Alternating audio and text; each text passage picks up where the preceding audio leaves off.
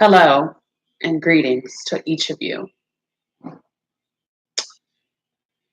Working from home, remote work, telework, we often hear the term often. Well, millions of people commute endless hours throughout the United States. Millions. That's a lot. According to the United States Census Bureau, 85.4% of the 150 million people that worked last year drove to their place in an automobile. Think about that. 150 million people worked in 2017, and 85.4% of those people drove to work in an automobile. All of the cars. As most of you know, the infrastructure that we currently have in most of the states cannot handle that many people. Just like a lot of you all, I commute every day to work. As a matter of fact, I commute on an average anywhere from 1.5 hours to 2 hours a day. And God forbid if traffic is an absolute nightmare. God forbid if it snows, if there's ice, or there's more than one accident. It's awful. But I'm one of you all. How many of you all commute to work? Can I get a show of hands? Okay. All right. And how many of you all can work from home? Okay. And how many of you wish you could work from home and not have to just beg your manager or supervisor? I'm going to raise my hand because I'm a part of that group.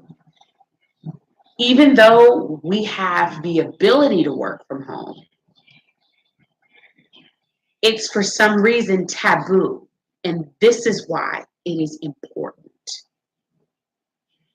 In addition to our mental health, our families, our environment would benefit from telework.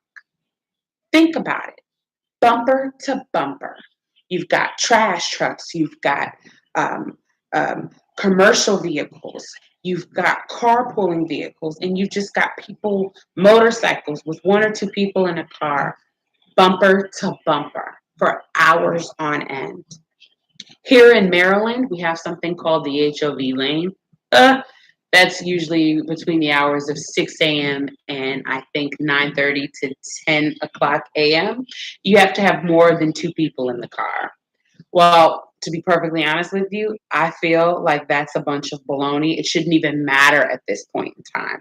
They build these ridiculous roads to try to add to infrastructure, which only do one thing, which is add more chaos, more confusion, and it's just another bill. They've cut down endless trees. They've taken land from homeowners whose land was a lot more than what they had just to build these pointless highways to just charge people to pay. But most people, such as myself, we're not going to take roadways where we actually have to pay for them. I'd rather go the longer way that's going to take me an extra 15 or 20 minutes, but it's free. It's not a bill that I have to, an extra bill. I'm already paying almost $3 a gallon just to fill up my car one way. Or, excuse me, not one way, but on an average, I'm spending about $100 a week to drive a vehicle. And we have three vehicles, my husband and myself. And to be honest with you, I drive either the smaller Honda Accord or I drive this old minivan that we have because they do better on gas, unlike our Toyota 4Runner. As I was stating, vehicle pollutants fill the air as vehicles run in traffic. And this isn't just a little bit. These are toxins that are extremely toxic to both you all and me, our children, our grandparents. We need clean air. Pollutants such as carbon monoxide and carbon dioxide and volatile organic compounds such as hydrocarbons are toxic for our health, let alone our environment. And these gases just build up and they fill our air and they only make it worse when we start discussing climate change and global warming. Every last one of us in this room should have the opportunity to change not only ourselves and our environment. It is a necessity to work from home. A lot of us, such as myself, and looking in the crowd, a lot of you all have younger children. But yet, for some reason, we are tied to our desks. Many of us don't have client interaction day in and day out. 1, 2 times a week is not going to do anything but strengthen our bond with our families, reduce the toxins that are pollutants in the air.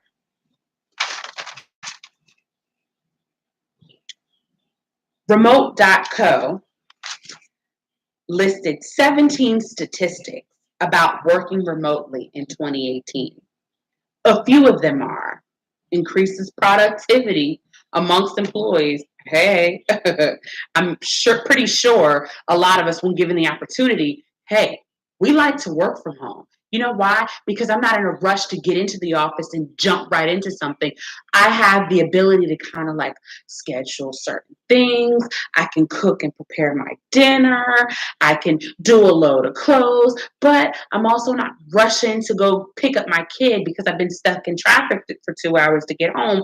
I can easily get my kid off the bus, give my kid a bath, and then, hey, today was a pretty easy day. I think I want to work a little extra. Why not, right? Tomorrow I'm going to get just as much done. Lowers the stress and morale. I don't know about you guys, but in my position at work, they make me feel pretty darn horrible when I can't work from home. I don't know why it is, but it's just this taboo thing. It's this unspoken thing of, and it's like if you have the opportunity, God forbid, you've got to almost beg. And a lot of us shouldn't have to do that. We're human beings. We're adults here. Give us the opportunity. Give us the opportunity.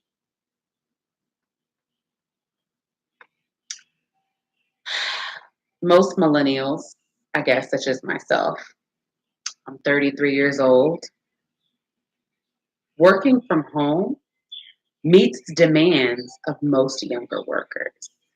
And that's just because you can totally multitask, which I'm sure a lot of us can relate to. Positive outcomes for employers.